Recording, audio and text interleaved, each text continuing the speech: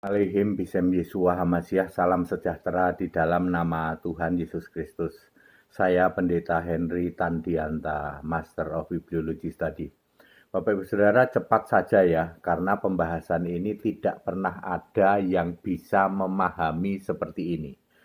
Begini judulnya, maksud atau arti 5 gadis bijaksana. Saudara-saudara, kalau Anda membaca dari Matius pasal 25, ayat 1-13 itu perikopnya 5 gadis bijaksana dan 5 gadis bodoh. Ya.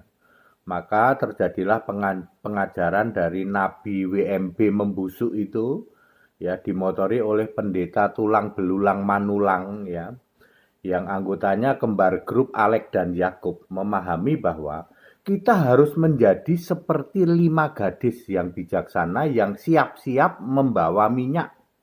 Supaya nanti ketika pengantin datang, kita siap. Nggak kayak 5 gadis bodoh itu. Dia beli minyak dulu. Ya, saudara-saudara, tidak pernah ada yang bisa memahami bahwa urusan masuk dan tidak masuk kerajaan Allah itu bukan urusan punya minyak atau tidak punya minyak. Ya, jadi urusan masuk dan tidak masuk ke dalam kerajaan Allah, anggap saja ini kan perumpamaan tentang masuk kerajaan Allah. Itu urusannya namamu terdaftar di kitab kehidupan atau tidak. Itu urusannya. Jadi 5 gadis bodoh itu tidak bisa masuk ke dalam kerajaan Allah, ke pengantin itu ya, ke pengantin laki-laki itu ya. Bukan karena dia tidak punya minyak. Bukan juga karena dia tidak siap-siap membawa buli-buli minyak, tetapi karena dia tidak dikenal oleh pengantin laki-laki, yaitu oleh Yesus anak domba. Di dalam Matius 25 ayat 12 itu dijawab tuh, dalam bahasa yang mudah dimengerti, sorry, aku nggak kenal kalian, sebab namamu tidak ada di dalam kitab kehidupan. Ya, jadi 5 gadis bodoh tidak bisa masuk karena namanya tidak tertulis dalam kitab kehidupan. Bukan soal tidak bawa minyak cadangan. 5 gadis bijaksana bisa masuk karena namanya tertulis dalam kitab kehidupan.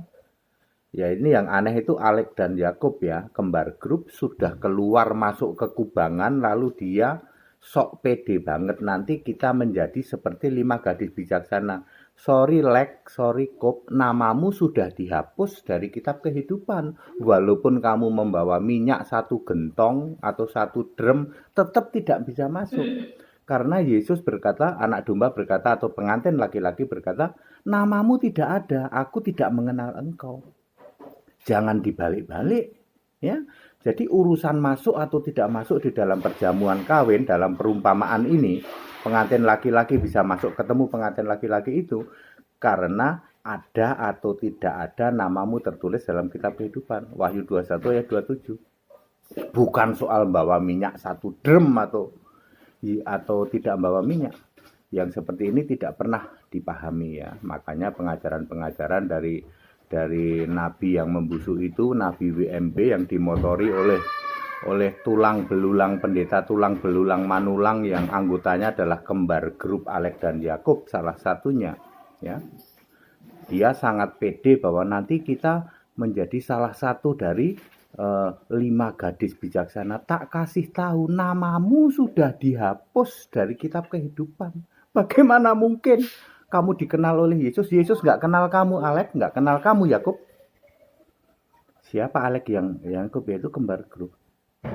Clear? Ini sama persis dengan Matius 7 ayat 23. Meskipun kamu teriak-teriak, demi nama Yesus, demi nama Yesus, Yesus bilang aku tidak kenal. Demikian pula Lukas 13 ayat 27, aku tidak tahu dari mana kamu datang.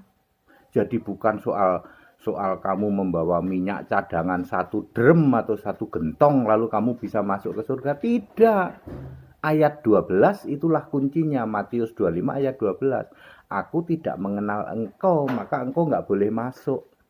Kebanyakan orang dibingungkan dengan perbuatan, tapi iman nggak dipikirin. Ya.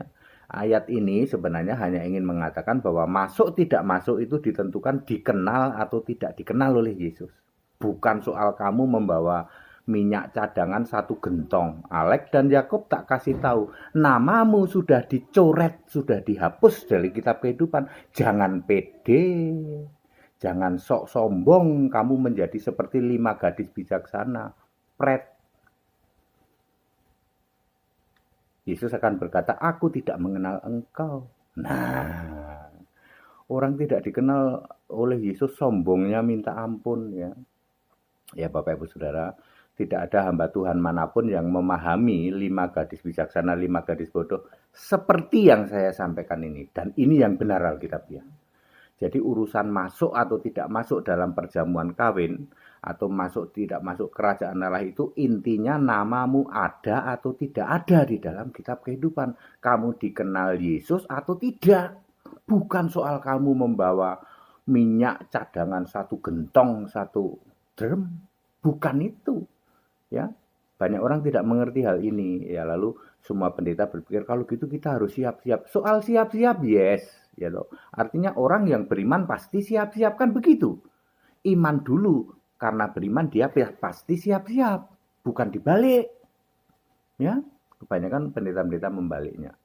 Segala hormat kemuliaan untuk Yesus Kristus, satu-satunya Allah yang benar. Jadi Yakub dan Alex, saya peringatkan, namamu sudah dihapus dari kitab kehidupan. Jangan pede banget, lalu kamu keluar-keluar di luar sana. Saya menjadi salah satu dari 5 gadis yang bijaksana. Pret.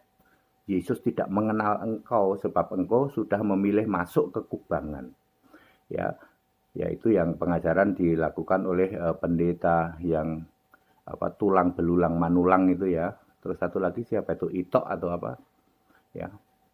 Itok apa atok itu ya. Sama itu pengajaran dari menganut kepada nabi yang sudah membusuk WMP ya. Saudara-saudara yang mau kembali ke kubangan, saya kasih tahu namamu dihapus dari kitab kehidupan, kamu mustahil.